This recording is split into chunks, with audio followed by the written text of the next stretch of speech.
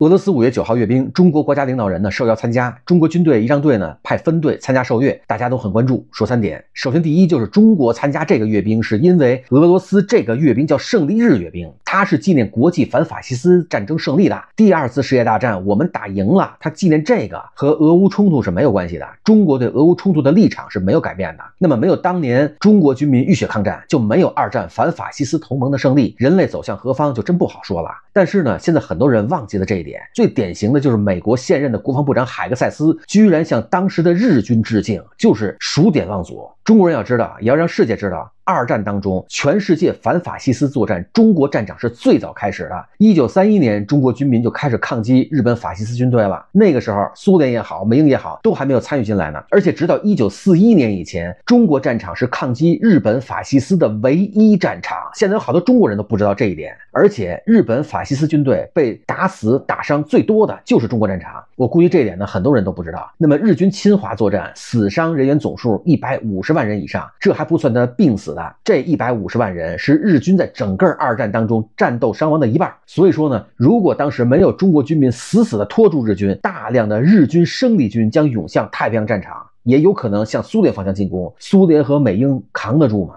所以说呢，这是中国在2战当中对世界的巨大贡献。中国现在应该大声的说出来，要让今天的世界知道，不要忘记，别像美国国防部长海格塞斯那样。再有，2战各个战场最艰苦的就是中国抗战，这是有数据支撑的。中国军队有个游击队之歌，我们都是神枪手，每发子弹消灭一个敌人，是吧？这恰恰说明了中国抗日战场之残酷。从军事上说啊，你每消灭1名敌人，你消耗的弹药量越少，战争是越残酷的。2战太平洋战场，美军每毙伤1名日军，他消耗弹药量是3吨呐。苏德战场，苏军每毙伤1名德军，消耗航空炸弹230公斤，再加炮弹30发，再加手榴弹9发，再加子弹1300发。而咱们中国战场，国民党军队每毙伤1名日军，消耗炮弹只有12发，手榴弹30枚，子弹2000发。咱们八路军新四军每毙伤1名日军，只要手榴弹7发，子弹30发。不仅如此啊，在中国伤亡的150万日军，基本上都是被中国的抗日前辈真刀真枪毙伤的。而太平洋战场伤亡的日军当中，有很大一部分是日军自己后勤断供造成的。